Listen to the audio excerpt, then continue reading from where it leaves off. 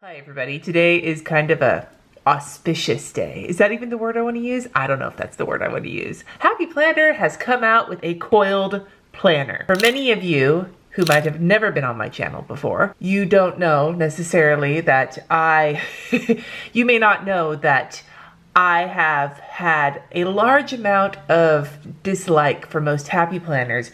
Not because I dislike the layouts, although a lot of the colorful, like kablam in your face layouts with all the quotes and everything aren't really my thing, but I really don't like the disc. So when I saw Happy Planner was coming out with a coiled version, part of me was like, Now here's the thing.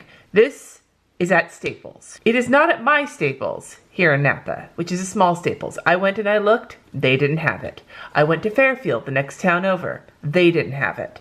I went to Vacaville, the next town over from there. There was one single one of these. So I'm not going to say that this is super easy to find, at least in my neck of the woods. It took 3 stores, 3 towns, and there was only one of these. But I do have my hands on it, and I'm going to give you my review of it as it stands, and I'll let you know what I think. So this is a 2020 January through December planner. It was, according to my receipt, $21.99 plus tax, which is super inexpensive. I thought it was going to be more expensive than that, but it feels very small. Like, this does not feel as girthy as one of their disc planners. So I'm going to pull this puppy off, see what information is on here. It's the dashboard layout, which is a layout I was super excited about when I saw it in the disc format. And this thing says that it is 7 by 9.25 inches, a 12-month planner. It doesn't give you like page count or paper weight or anything like that. Here's my Erin Condren.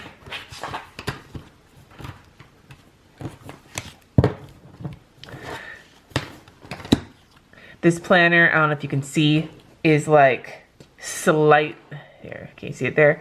It's like slightly bigger than the EC. It is very similar in size, but the EC is slightly smaller. So this is what the cover looks like. It says 2020. It's got rose gold or like kind of coppery maybe.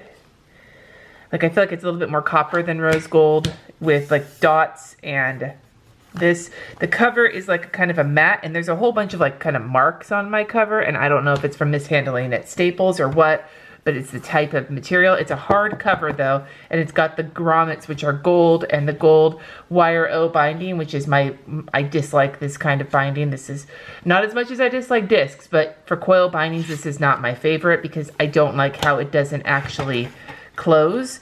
But this one does look like it comes pretty close to closing, but I guess we'll have to see how much it bugs me when we get to the back of the planner. Chipboard cover, the inside's got stripes, and then it says, "Hello, this happy planner belongs to," and then "Plan a happy life."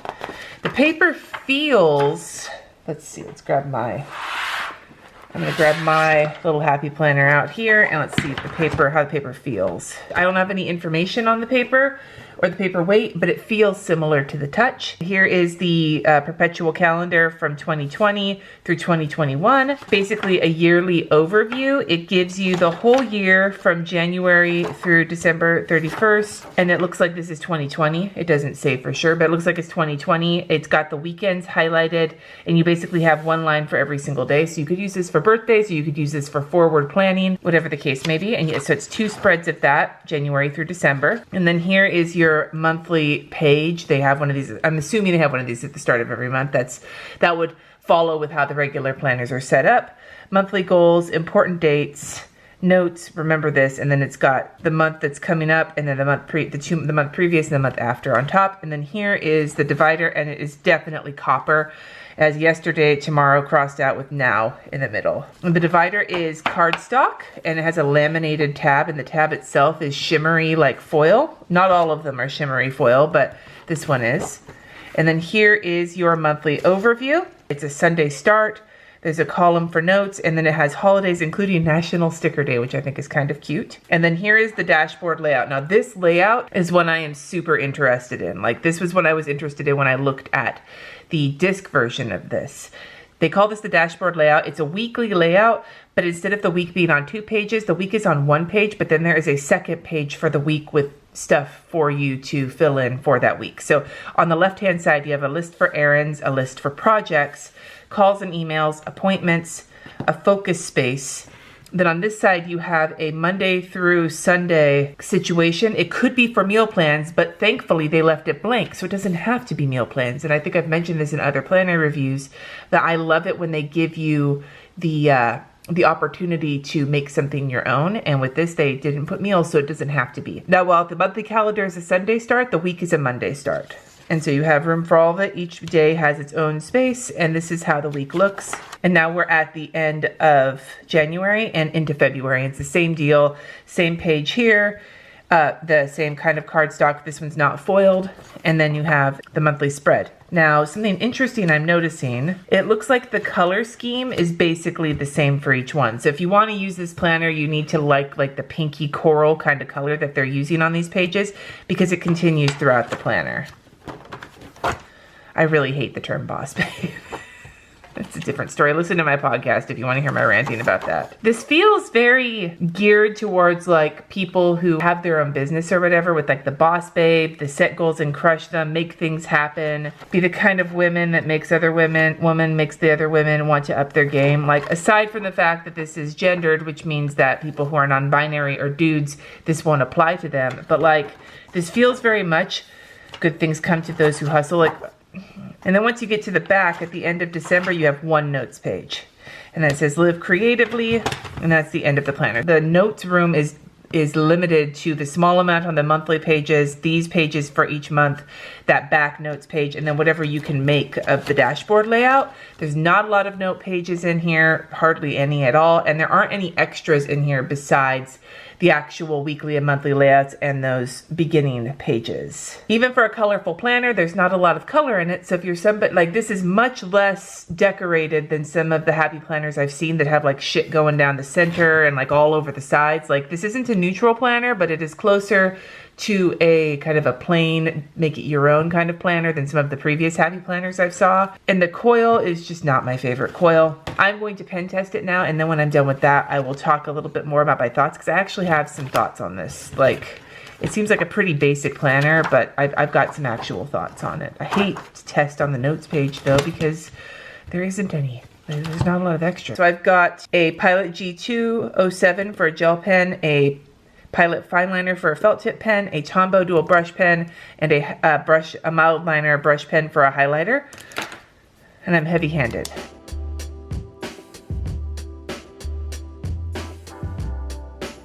Now, as I was expecting, there isn't any ghosting or shadowing from any of the pens on here.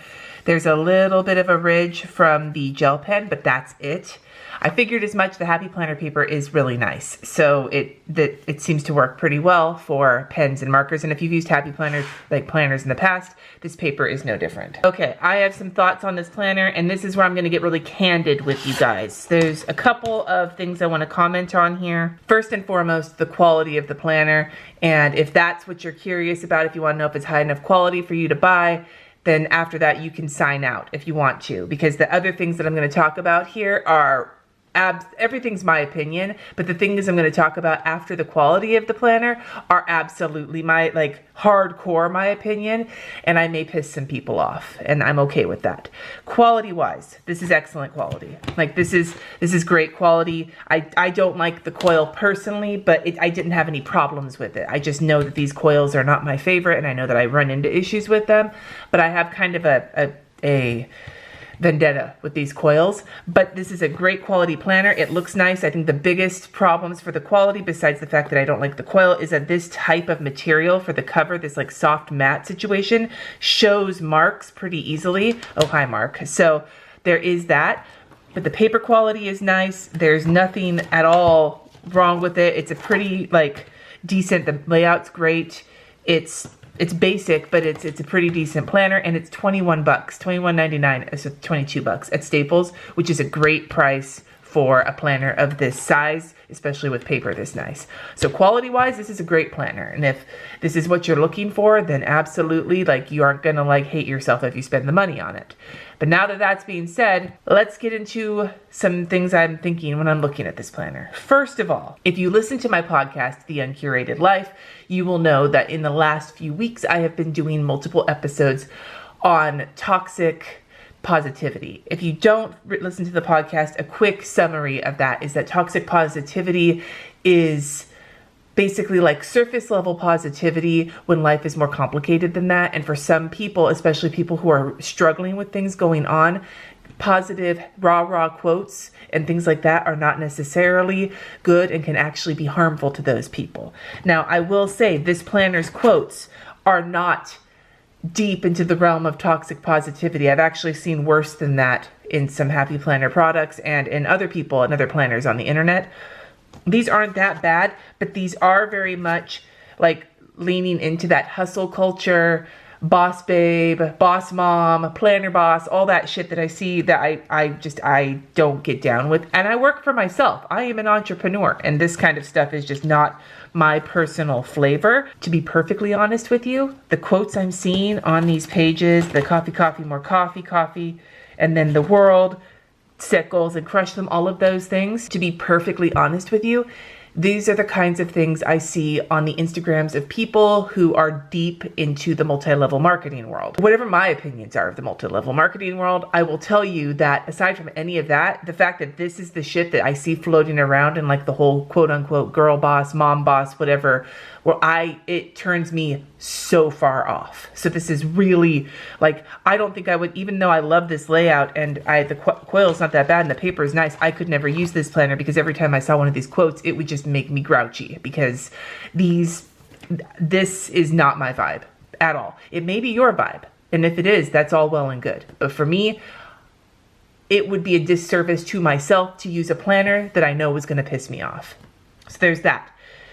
The second thing I want to bring up, and this is where I may ruffle some feathers, is I don't really understand the point of this. Now, hear me out. In the past, I would have been thrilled with a Happy Planner that had a coil because I liked some of the layouts. Like this dashboard layout is a perfect example of that. Of all of the layouts Happy Planner has come out with, this is the one that intrigued me the most. But I hated the discs, and I also hated a lot of the decoration that was on them because I am somebody who likes to make planners my own. Now, not counting all of this color here, this layout is exactly the kind of layout I would love to try from Happy Planner, and this is actually probably as close to neutral as I possibly could get without it just being grayscale from Happy Planner. So you would think this would be my perfect planner, not counting the coil I hate.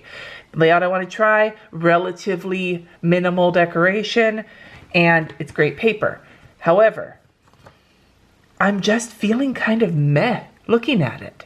Like I feel kind of meh. This is gonna sound like a shitty thing to say, but this to me doesn't feel very different from any of the like at a glance type shit you see in Target. Like this feels unnecessary to me. And maybe part of the reason it does is because it doesn't scream Happy Planner. Like it's less in your face with all of the quotes and the flowers and all the things that are in a lot of their other planners. And you can't like change everything out, which is their trademark. You buy the Happy Planner, then you spend $8 million on accessories and fight other planner people in the halls of Michael's to get your hands on 25 different sticker books. Like that seems to be like the Happy Planner culture I'm used to observing on the internet. And this isn't it.